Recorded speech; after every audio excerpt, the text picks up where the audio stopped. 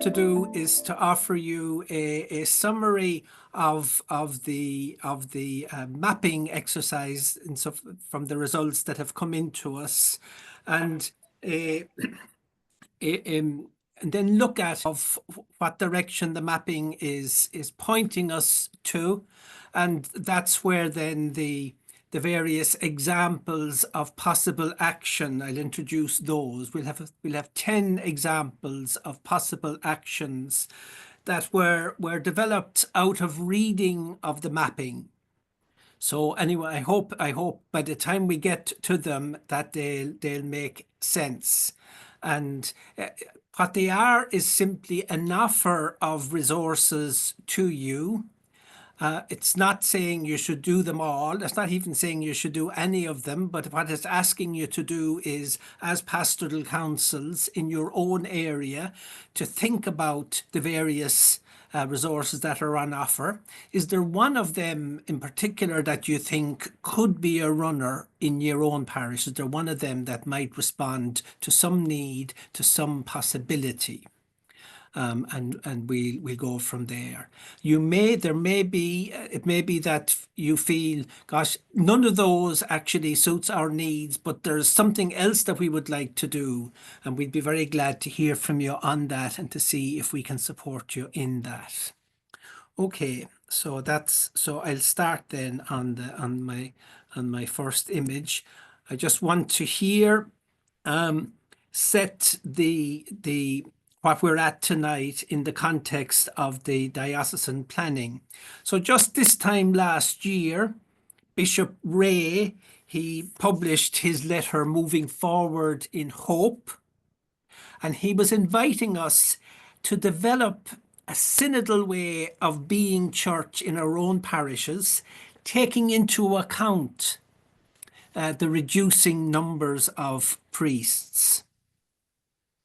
And that was followed by consultations in all of the parishes across the diocese, organised by through the PPCs, listening to what people were saying about the future of their parishes. And people were very clear that they wanted a future for their parishes.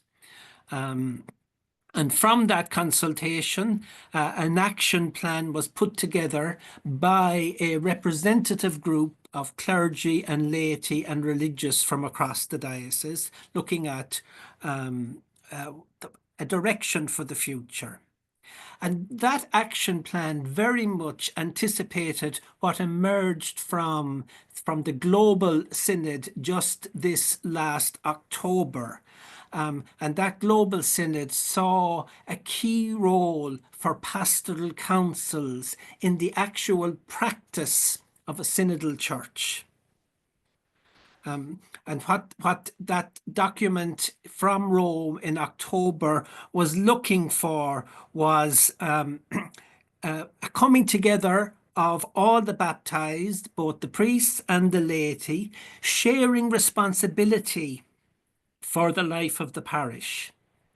And the Roman document wasn't saying, well, priests have no role anymore or priests aren't in charge anymore. They were saying that the priest still has a particular authority, but that needs to be expressed in partnership with lay people. And this is the Roman document, the glue that holds this together is mutual trust between people and priest, whether or not the priest is resident. And you might say, well, how would that work?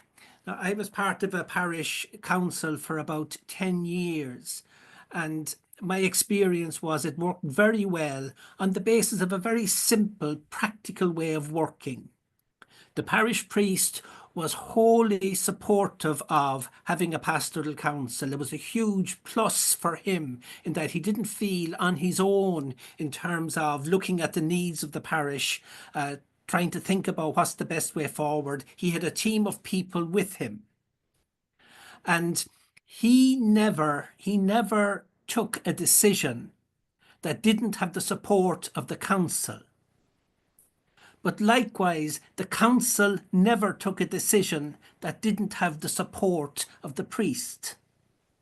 And they worked that way. I was there for about 10 years. They worked that way in an atmosphere of trust, in an atmosphere of prayer, an atmosphere of mutual respect, and it worked. And a whole lot of positive decisions were enabled. So that's, I suppose that's just one point I want to make, and I'll just move on to a second image, and just in terms of the role of the pastoral council, that that the role of the pastoral council, as envisaged here in this diocese from the action plan and since confirmed by the Roman document, is to be a planner, to be a reviewer, to be a strategic leadership in the parish. But you're not the ones to do it all. You're not the ones that tries to move everything, to make everything happen. You're simply there to coordinate the energy and the goodwill that's on the ground. And I'll just show you this image here of that role, that the pastoral council is envisaged by Rome, and it was envisaged here in Kerry as a coordinating body, paying attention to the parish as a whole, with the resident priest or with the priest who isn't resident. And that your job is to see what's needed, what's possible, where is there energy on the ground, where is there goodwill, can we connect with that energy, and are there resources available that can equip that energy to get involved in something practical in terms of ministry and mission. And what was envisaged here in Kerry, and again what's envisaged in Rome, is that the diocese would support the parish pastoral councils in that role, offering resources. And that's what we're doing tonight. We're trying to offer you some practical resources, not that you can be the ones that have to put those resources into operation, but that you can think about them and see, is there some few folk on the ground who could run with this. And one of the implications of that, and again, it was my experience when I was on the pastoral council myself over 10 years, is that you're not in control of the outcome. All you can do is create possibilities, is invite people to engage, but you can't make them. And sometimes what we had to do is we said, God, this would be a great idea now to start this group, to start this initiative. And we'd look to see, are there folk on the ground who are in a position to run with it? And sometimes there wouldn't be. And we'd have to let it go.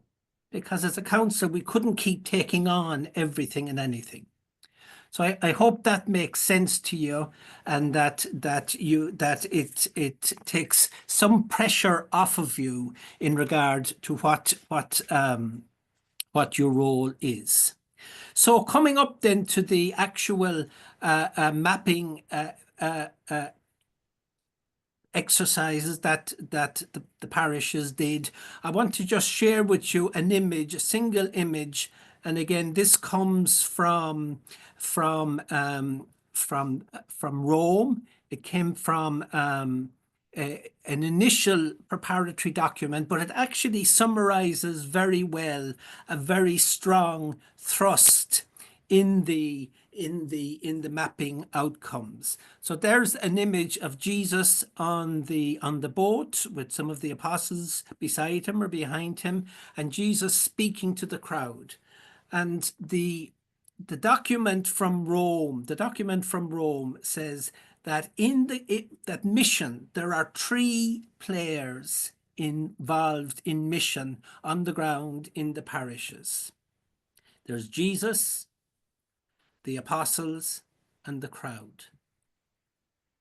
And they're saying that Jesus was speaking, was sharing, was showing the good news to the crowd, and that he recruited helpers.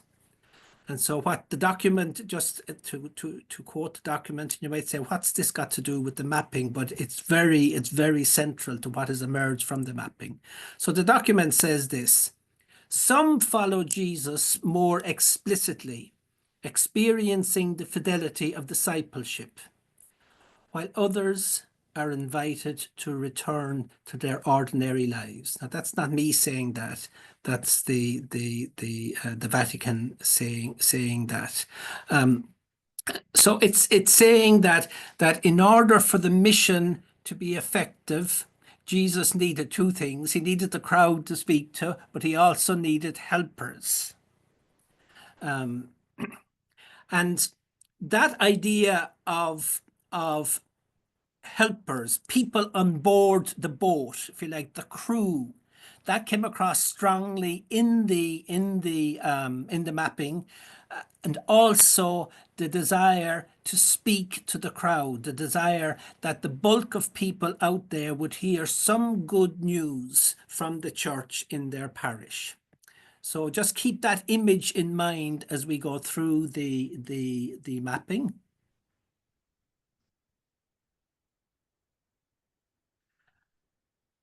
So two messages came out of the mapping, two needs that the parish that the uh, that the councils picked up from the mapping. One was to build up the crew on board. In other words, to try and consolidate, to encourage, to support, to strengthen the volunteers that exist. And the second one was to reach out in some way, particularly to people on the margins, the large crowd of people who are not involved. Now, the mapping that we got back, we heard back from over 30 parishes, and between them, they spoke to some 400 key individuals or groups. And they'd be everything from liturgy groups, finance committees, um, cleaners in the church, and so on. You know yourselves from your experience. So quite a substantial, and to the best of my knowledge now, this would be the largest kind of consultation of its kind that has happened in any of the dioceses here. And what emerged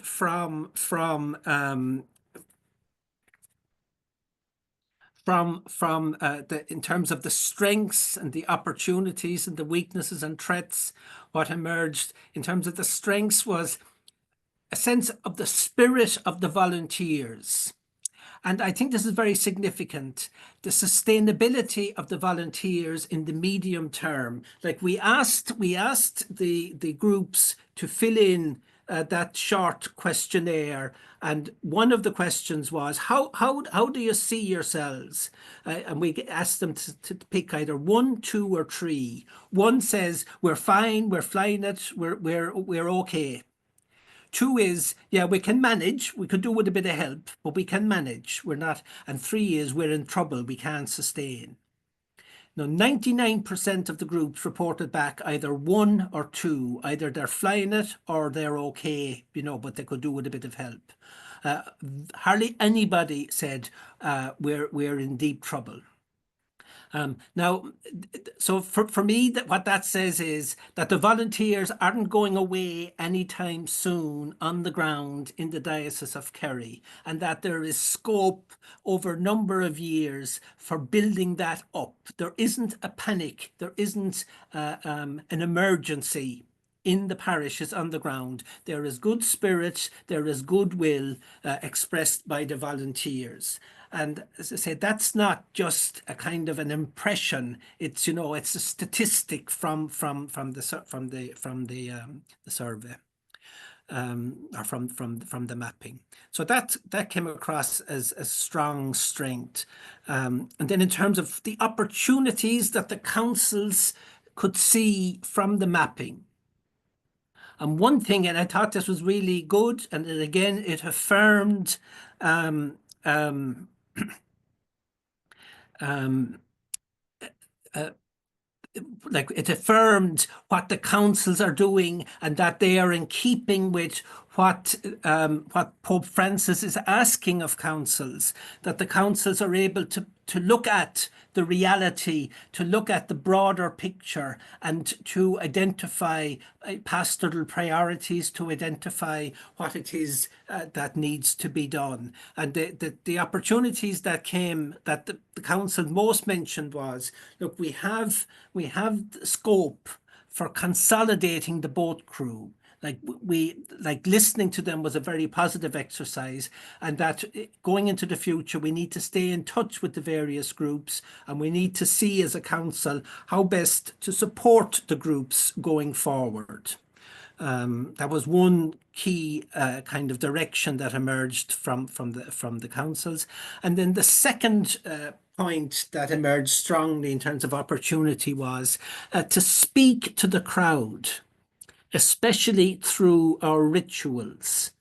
What seemed clear from the mapping is that the councils or that the bulk of the groups active in the parishes in one way or another are involved with liturgy, with ritual, whether that's the Sunday ritual or seasonal liturgies, but special occasions and baptisms and funerals and so on, but that they saw that the rituals provide an opportunity to speak, particularly at special moments, to the broader group in the parish. And when we asked the question, have you seen examples? Have you seen examples of, practice in the parish that's able to reach out beyond the regular churchgoers? Quite a number of examples came back. I counted over 40 different examples, but predominantly in the area of ritual. And you'll see that when it comes to the proposals on actions. And then in terms of weaknesses and threats, what did the council see? Well, they saw, and it's an obvious point that has been coming up all year, the absence of younger families poses a long-term threat to the viability of the parish. I mean, that's clear enough, it's obvious enough, but it came back massively from the mapping. And the other fear, the other weakness was a lack of commitment to synodal mission, a fear that the parishes won't be able to reach that, to achieve that. Want to do is to move on towards the actual proposed actions, because we looked carefully at what was emerging from the mapping to get some clue as to what kinds of resources might be relevant to folk, what kind of resources might folk want. So we'll go there in a few minutes, but before going there, I think I'd need to set it in the context of the current situation of the church, and particularly the direction that is being offered by Pope Francis. And but the thing I'd love to address is on the one hand, um, the idea that there might be a quick fix solution out there, that there is something simple that we can tell people, this is it now, folks, and this is what you have to do, and they'll do it, and that the churches will be full again. So there's nothing in what Pope Francis is saying that would say that. And so there isn't a simple solution to the challenges facing the parishes. We'll just touch on that. But also, I think Pope Francis is very clear that while the future isn't simple, neither is it bleak. That the gospel message is particularly powerful and valuable in today's world, and that's not going to go away. So I'm saying there, first of all, the risk of looking for a quick fix for our parish needs. That there's something in a bag somewhere that we just pull out and it'll work. Francis is not saying that. A very broad theme from Francis and from the popes immediately before Francis was sorry now, and I'll just get this image here. That's the lake in Galilee.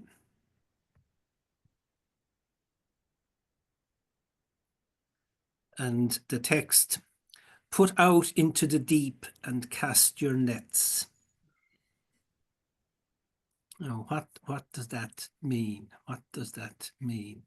I think this is the context in which we have to look at what are the kinds of actions that can be fruitful going forward. And we'll spend a bit of time with that text later on. Okay, sorry now, folks.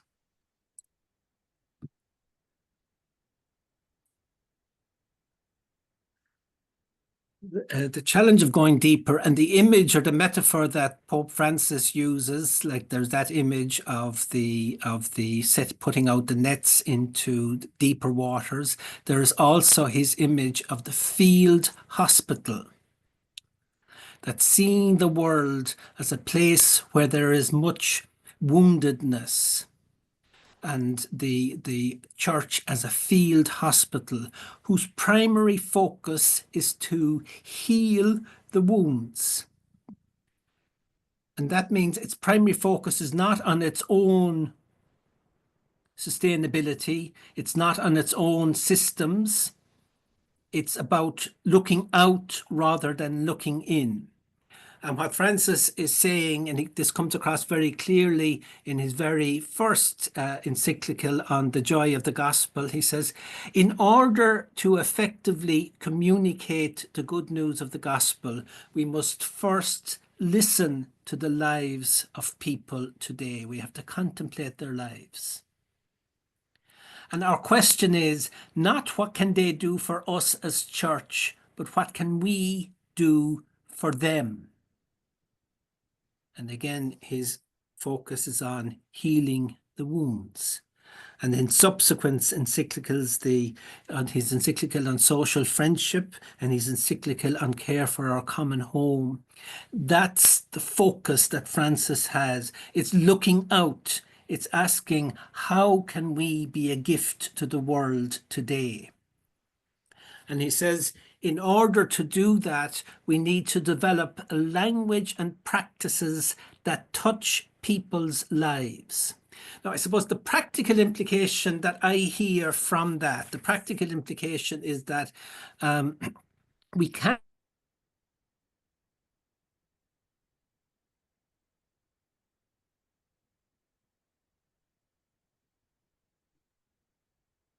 Martin, can you hear me? Francis says it very clearly in the joy of the gospel. Sorry, I think you were frozen there for a moment, Martin. You froze there for a moment, I think. Am I back now? You're back, but just about for a minute, that's all, just about 1 minute. Okay, but the practical implication that of what Francis is saying is that we cannot simply rely on things that have worked in the past. It doesn't mean we throw everything out at all. He's not saying that, but he's saying that it's not simply about taking out of our pockets something that worked in the past and trying to make it work in the present. That we need to start by paying attention to where people are at. We need to ask ourselves what is the good news of the gospel we have for them, and we need to communicate that in practices and in language that touches their lives. Now, Francis is confident that we have good news. I suppose, and I think that's the second strong implication at parish level. That sense that, look, folks, there is something here really good that we have to offer. Because the danger is that we can absorb a kind of an analysis out there that in a scientific age there is no future for religion. There is absolutely a future for a religion that offers the story, the gift of a loving God and the gift of a humanity based on respectful friendship and love. And that the church as an agent for that is a huge gift. Now, I just want to briefly touch on, there's a guy now, you won't have heard of him, because I didn't, well, anyway, I hadn't heard much of him, but he was recommended to me recently. He's a Father Halleck. He's from Czechoslovakia.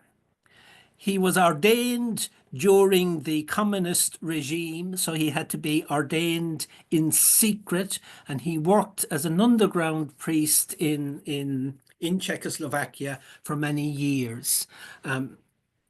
He became an expert in the whole question of the gospel in a secular culture. And he was very highly regarded by Pope John Paul II and by Pope Benedict, and both of them would have drawn on him in terms of their own work. And Father Halleck was writing a book called The Afternoon of Christianity during the COVID lockdown. And he was looking at the empty churches all across Europe, and he was asking the question, like, is this our future? Is this where things are going? Will it eventually be that all the churches will be empty? Is this a sign of what's to happen? And he said, no. He says, that is a possible future, but it is not inevitable. And like, he works now with third level students in the most secularized country in the world. And he would see there is a massive future for faith. There is a massive future for church.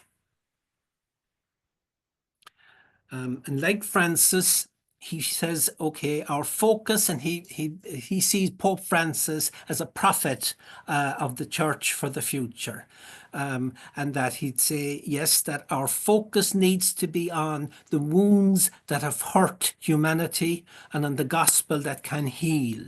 That the fundamental message that there exists a God who is love, and the fundamental call in the human heart to relationships of friendship, relationships of love, to be a witness to that in the world today is a powerful thing that touches deeply into the wounds that so many are experiencing. Now, Father Halleck would also say that there is a spiritual depth out there that can receive this good news.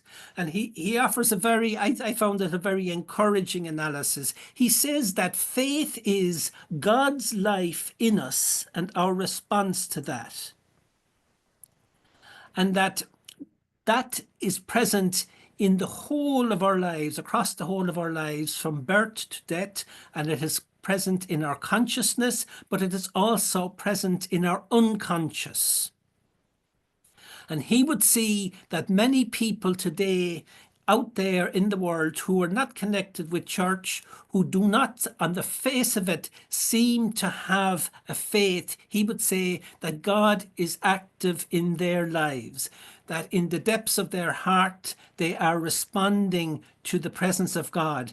And what Halleck says is that the most conclusive way that you can judge whether or not God is active in somebody's life is if there is love in their heart. He says it's not whether they say they have faith or not. It's not even whether they practice their faith in terms of going to mass or not. He's saying it's whether their hearts are oriented towards love. And Father Halleck would say that is a very powerful presence in the wider society. And there's a spiritual depth there that can respond to the good news of the gospel going forward. And our challenge as church is to access our own Christian depth, the depth of our own depth of good news, in a manner that speaks to people today. So he's echoing very much what Pope Francis has been saying about looking out. But I suppose one of the points he's making is that the future vibrancy of the churches will depend on our capacity to connect with people of spiritual depth out there who are not now regular members of the church. And that represents a huge resource going into the future.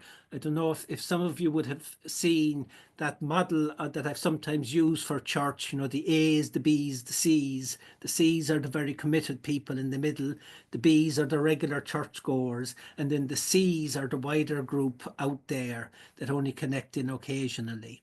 But Father Heddig would see that it's not just the C's and the B's, the churchgoers, the regular churchgoers that are the future of the church. It's the wider community where there is a spiritual depth.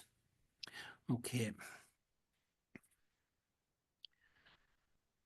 So the book is called The Afternoon of Christianity, and there's actually a very powerfully positive kind of metaphor of hope there. It's based on a kind of a psychological model. I think Dr. Young came up with, but that it's based on the idea that there are three parts in the human life. There's the morning, the midday, and the afternoon.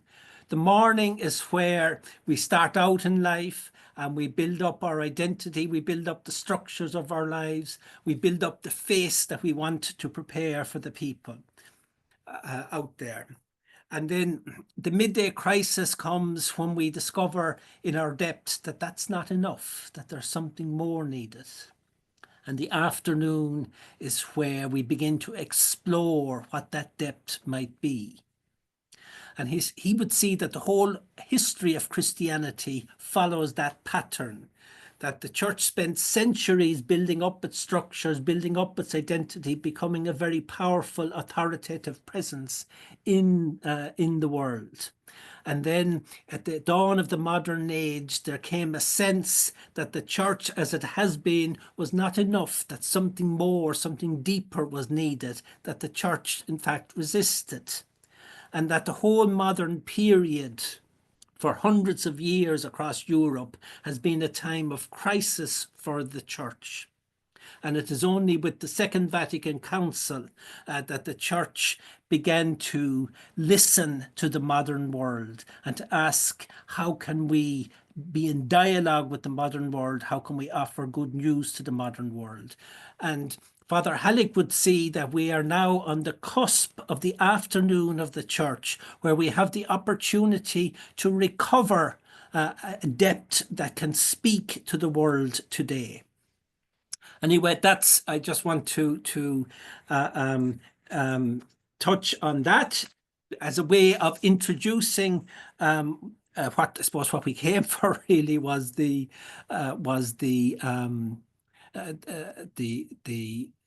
examples of possible actions, the examples of possible resources.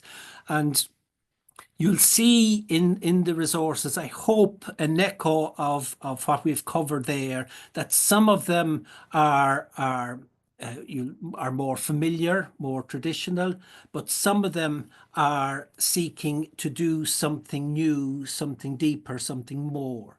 And just to have a look at those now, and then I'll stop again and give you.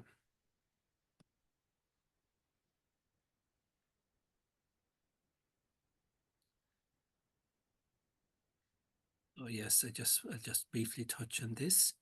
That I suppose what I'd be hoping you'd have from tonight, or what I hope you'd bring away from you from tonight, is a sense of calm, a sense of patience, and a sense of trust that God is at work in all of this. And I think Pope Francis and Father Halleck have tried to express how God is at work.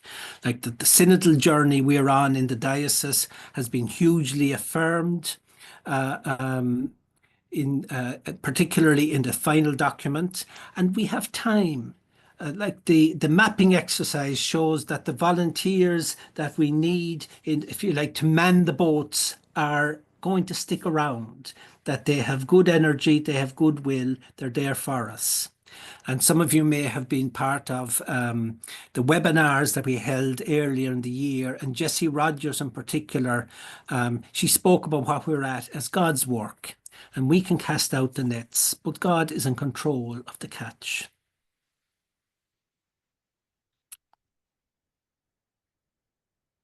So let's have a look at some of these then and see if there's any of them that strike you as being.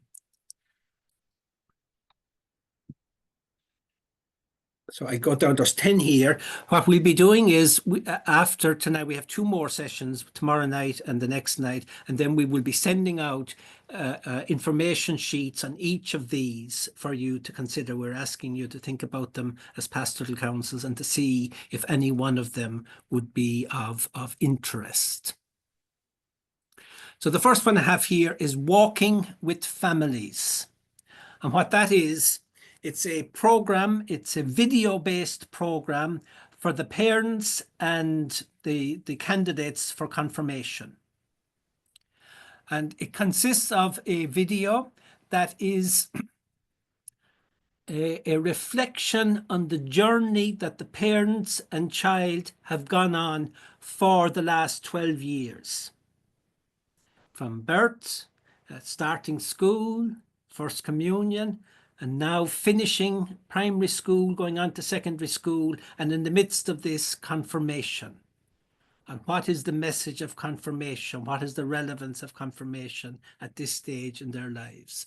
So it's a fairly simple program of showing a video, and the video is available, and a short discussion program involving the parents with their children, with the confirmation candidate.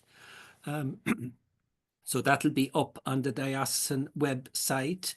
It can operate as a single program, either through Zoom. The program was developed originally during the COVID period, so the only way it could operate was through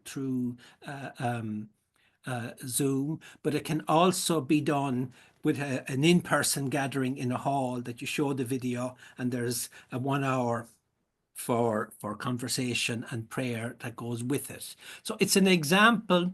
And now I looked around the country for examples. Are there many programs that start by doing what Pope Francis said, pay attention to the lives of the people? See what's going on in their lives, and then see if we've good news. There weren't that many programs like that. But walking with families was one such one that deliberately said, okay, we're going to listen to the lives of the parents, what it's like for them to be a parent, what it's like for them to rear a child. We'll try and reflect that back to them in this program, and then we will engage with them around, is there good news in the gospel for them? So that's something you might be interested in, and you might see that there's 2 or 3 people in your parish who could actually organise to run that program. The second one here is called Parish Door to Door. I came across it in Armagh Diocese, but I was also involved myself in it in the parish I was involved in Tullamore. And it's a very simple idea. It's a systematic visitation of houses by lay people in the parish. Not to go in and sit down, but to knock on the door and to say to people, okay, here's some information about our parish, here's some information about community services, here's some information that might be relevant to you, and you're welcome to it, and you're welcome to join us of a Sunday. It's a simple, like in the Armagh parish where I saw it operating, they found it a really useful way of just saying hello, especially to to new communities, to new people, and also as a way of checking in on people in more isolated, people living on their own and so on. So it's a fairly simple program. It involves equipping people to go out in pairs to just a certain number of houses. And I remember when I was involved in it in my own parish, the first volunteer we got was a retired postman. He missed being on the beat, and when he heard about this idea of going around knocking on the doors, he was delighted. Okay, that's number two there. And again, we'll be doing workshops on each of these at the end of the month. And we'll be inviting you to consider if there are some people in your parish whom you could ask to attend the workshop. Now, that doesn't exclude you, but the whole idea of this is there a resource here that other people in the parish could actually run with? And can you be the person that connects the energy with the resource? So the third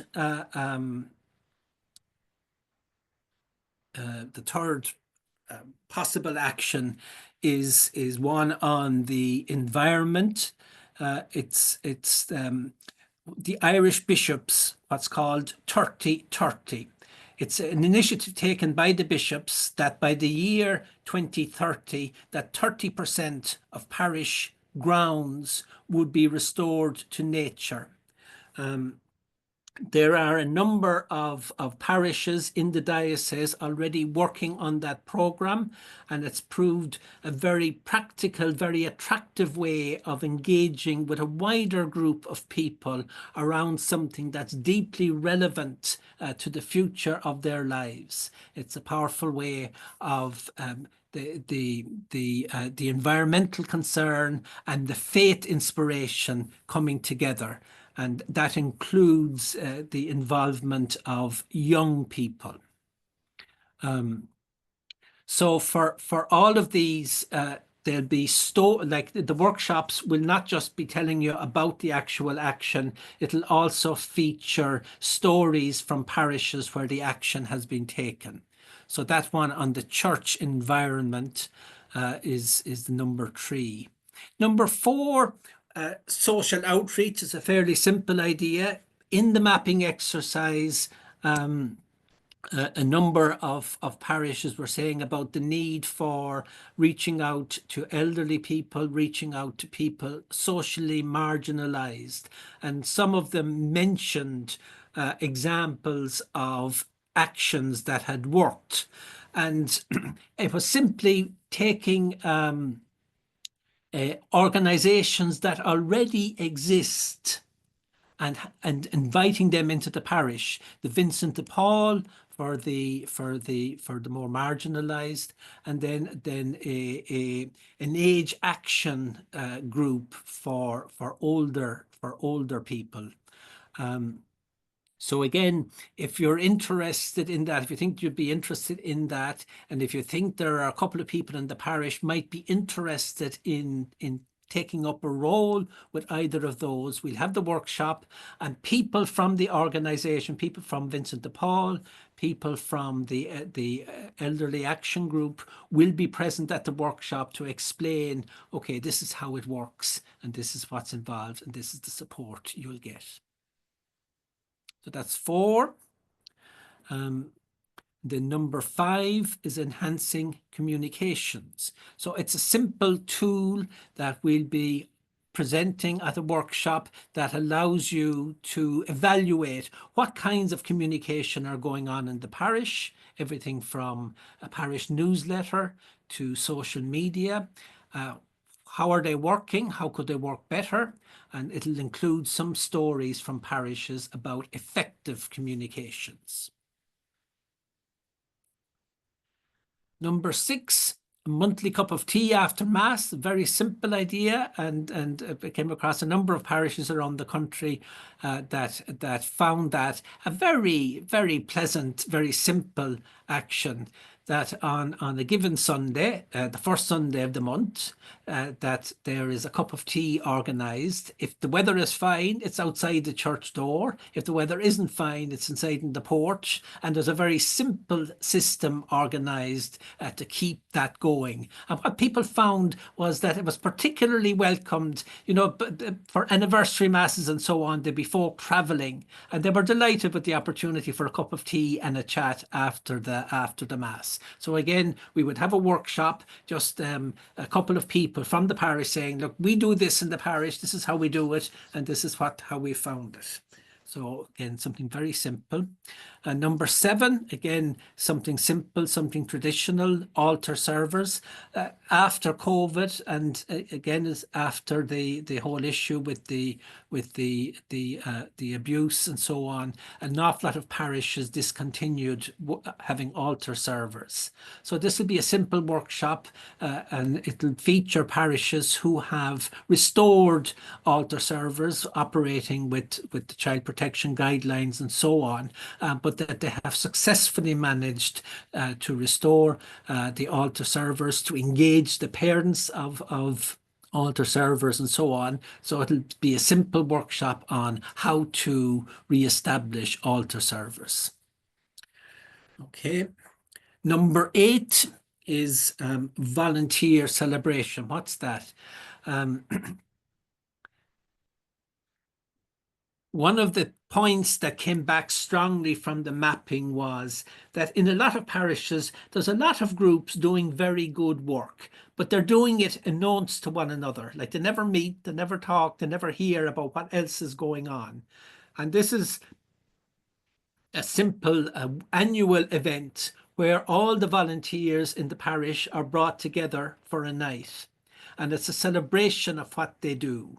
And it normally involves a some form of simple liturgy, a talk affirming the work of the groups, an opportunity for the groups to talk about what they're at, how it's going, to talk to one another about what's going on, and then some form of social. Again, I'd have seen that at first hand myself, and I remember working in a parish one time and trying to get the volunteer groups to come to meetings to talk about what they were at. And they said, we've enough of meetings. But when we organised it in the form of a volunteer celebration, they were delighted to come and they were delighted to tell the story.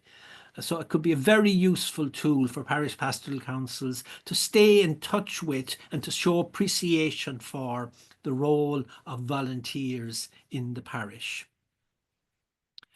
And then the last 2 are to do with liturgy. One is we'll be looking at again, it's particularly in the context where many parishes now haven't got resident priests or won't have resident priests. And I know myself from working closely with clergy, the pressure that some are on, particularly of a weekend, if they get sick, trying to get cover for themselves. And what's envisaged here is it possible to actually have a structure in the parish where there is a small group of lay people who can provide a prayer service in the event that the priests cannot turn up? Or are there other occasions during the year, maybe around Lent, around Good Friday, where lay people could lead in services? So this will look at a couple of concrete examples of lay people leading public prayer in church. And then the last one is planning for special liturgy moments. And that again came across very strongly in the mapping exercise. What a lot of parishes were saying is that there are special moments in the year when we succeed in connecting with people who are not regular mass goers. And that could be blessings of grave. It could be an anniversary. It could be Christmas. Funerals. So what this workshop will focus on is Um,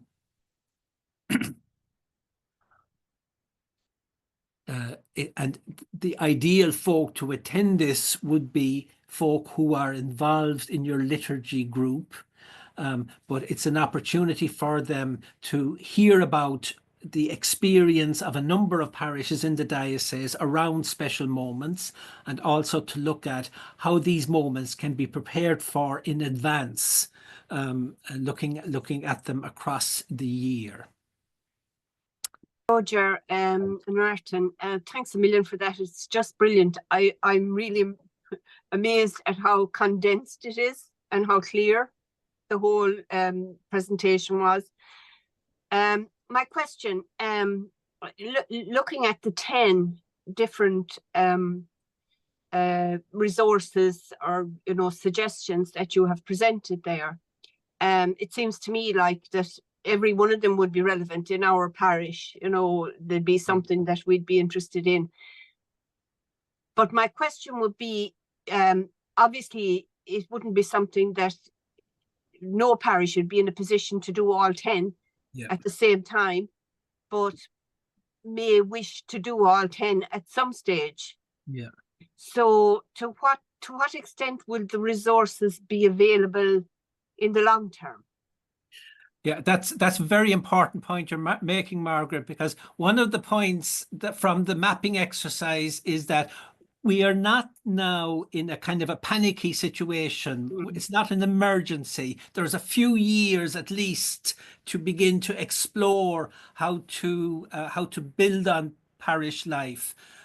So this is just the start, and our sense is to throw these out there just to see, okay, are there some or any of these that would be of use to parishes now, but these will stay live, and in fact these will be supplemented like as we go along, so that if for instance, walking with families, like you said, that'd be great, but we're not ready for that this year. Next year, absolutely. Like that, these will stay live. What we're saying to parish pastoral councils is, please don't panic. Please don't feel under pressure to get everything and anything done. It's more the practice of seeing. Is it possible to surface a bit of energy in the parish for one of these, instead of the parish pastoral council taking the lead or taking it on, to see, can we encourage a few people whom we think would be good to attend the workshop, and can we see if we can stimulate an action that, and that allows us then to look at another need. I hope that makes sense. It does. Yeah. Thank you. Yeah. And I'd hope that like that this can be ongoing. I'd mentioned earlier that my experience around the country is that there aren't that many programs that start by asking the question, what's the reality of these people's lives? Most programs are kind of catechetical in the sense that they have a certain amount of information, and irrespective of who's there, they're going to get that information anyway. And I remember some years ago working in a parish with parents, and now it wasn't in a church context, it was in a community context. But the issue was around drugs and parenting in a drugged environment. And so we listened to the parents. What's it like having a child in this community? What's it like trying to rear a child? And it was very, very powerful, like the anxiety, the love, the depth that was there, but the sheer anxiety about what kind of future is there for this child. And it would be fabulous if baptism could be a moment where there would be some engagement with that reality. You see the point I'm making? That even just to be able to, as part of the preparation for the baptism, to be able to hear, okay, what's life like for the parents? Is there any way that we can capture that in a prayer or a symbol? I think all that kind of work has to be done. But I think that's at the heart of what Pope Francis is saying and Father Halleck is saying about listening to where people are at and then finding a language, finding a way of connecting the good news of the gospel with them. I better shut up, sorry. Good other question or observation? How long the resources are available Right. for us. If you're saying that there's no immediate rush with getting anything done, obviously we want to start doing things ASAP sort of. But how long are the resources available to us? Okay. Like, is it for this year, next year, or for 4 years, or 5 years, so on? Martin, I might just come in there, Martin, on that. ahead, Jerry, yeah. Right. What we're going to do is all the resources that we will send out an invitation to the workshops. At the workshops, we'll go through what the resources are. All those resources, we will put them up on the diocesan website. We'll have a special section under the pastoral councils there, and that will remain there, and as long as people want to. So whenever you want to, you can tune back in and use those resources as you wish. Also here in the Pastoral Centre, we're available if any group are saying you want to go back and discuss some item there or whatever, we're available as well. So they will be there remaining up online. Martin, if you want to. Yeah, well, maybe just again give a concrete example. Like later on in the year, the diocese will be employing a youth minister. And the brief of that youth minister will be to resource parishes around youth options. Like, so that'll be coming on stream. And again, this year it may not suit you, but next year it'll still be there, and the year after it'll still be there. So I think the hope is that relevant resources that have the capacity to connect with people, both who are involved in church and who are not, that those resources will be building up, and that the key role of the Parish Pastoral Council isn't to become swamped by these resources, but to calmly, prayerfully pay attention to the parish to see right now, is there one of those that could be of value in our parish? Is there anybody out there in the regular churchgoers or others who might help us to get this going? Like that's the key role envisaged for the parish pastoral councils, not just here in the diocese, but by the Vatican. They're asking us to pay attention to the parish life, to review the parish life, to evaluate the parish life, to plan for the future. And what we're trying to do here is make that as concrete and as real as possible by saying to folk, look, here's a bank of resources. There'll be additional resources coming on stream. Don't panic, take your time, have a look carefully, consider carefully, and then see, is there one or two of these that this year would be good to go with? And they won't be going away. They'll still be there next year. Anybody else? Any?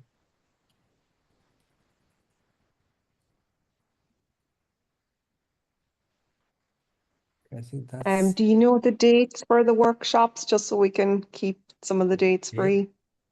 We're talking about March, isn't it? We had dates. Yes. Now there is the dates were given in a communication that went out there, but they're We'll they're send it yes. out again. They'll be going out several times. A second now, and I'll confirm I've got them them. here as well. Just Yeah, there are five dates. There'll be 2 workshops a night. Each they'll run for an hour, there'll be Monday the 3rd, Tuesday the 4th, Wednesday the 5th, Thursday the 6th, and Monday the 10th of March.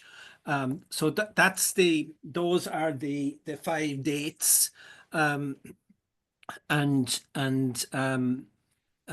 but you'll be getting information very shortly, specifying what workshop is on, what time of, which, like what way the 10 workshops are being distributed.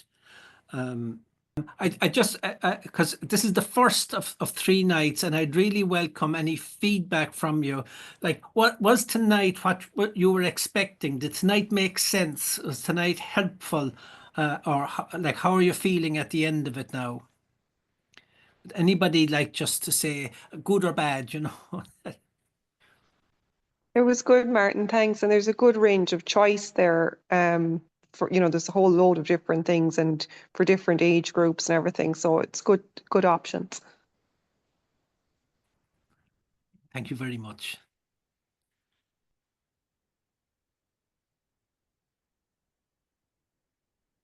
Yes, Martin, I agree with Emer there as well. I think they're practical ideas for us to start with. And I like the idea of maybe choose one or two over the next few years for your parish, that this sense of panic and urgency maybe is not as serious as we thought initially, Thank you.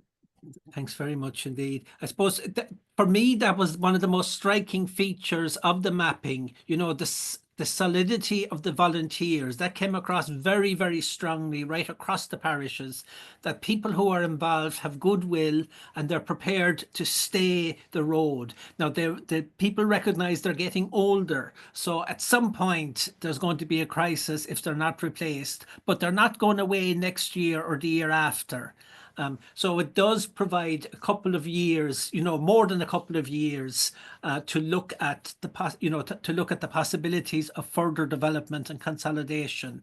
But the key element in the whole thing is that there is some group in the parish paying attention to all this, and that's the absolutely pivotal role of the pastoral council, whether or not there is a resident priest there, where there is a priest there, that the council and the priest can sit down and together, in mutual trust, look at what's needed in the parish.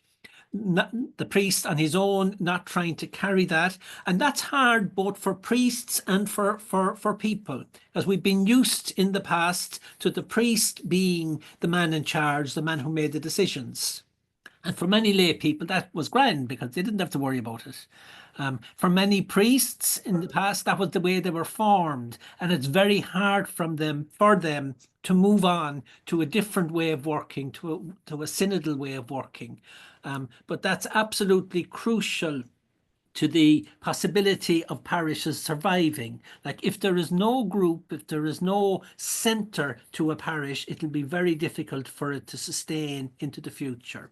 If there is a group, then the parish can survive without a resident priest. But there has to be that group. And what I'd be hoping in this initiative is just that pastoral councils would get a stronger sense of self-confidence about their role. Like I think that came across in the mapping, that councils found it valuable simply to check in and ask the groups, how are you? To get a picture back from the different groups, and the councils began to see, gosh, we could actually have a role here in supporting these groups going forward. And hopefully these action possibilities would be another step in the life of the council, in that they can be agents for stimulating ministry to happen, rather than feeling, gosh, we have to do this now, we have to find and train altar servers, or we have to be the ones going door to door.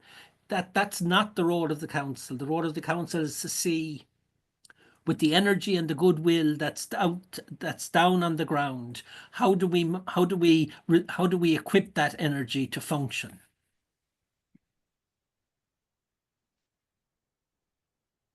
We're coming very close to 9 o'clock. If anyone wants any more comments or questions or queries, Yes, or any... from Kinmare here. Yeah. I'd just like to say that the 10 possibilities are very practical, and it's good to know there are so many resources available, and it's just up to us, I suppose, now to choose with what we think will be relevant to our parish. And also that piece that Martin, his input about Father Halleck, I think is one of the most hopeful pieces I've heard for a long time about the future of the church. And thanks for that. Thank you very much. I'm delighted with that comment. Yeah.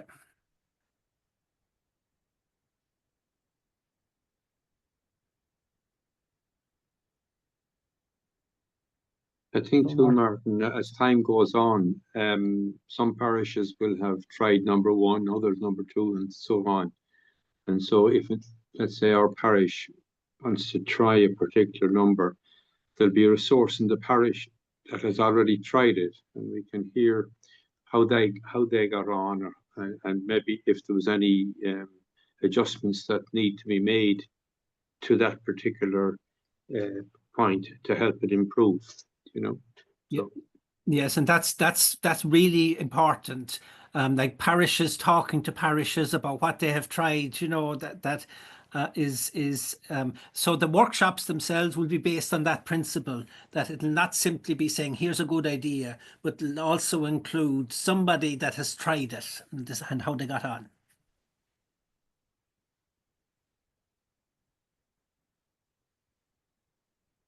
One definition of evangelization that I heard a long time ago, but it kind of reminds me of the point you're making there. But it's that one beggar telling another beggar where he found bread. The lovely image of evangelization. We can chat to each other about where we found bread.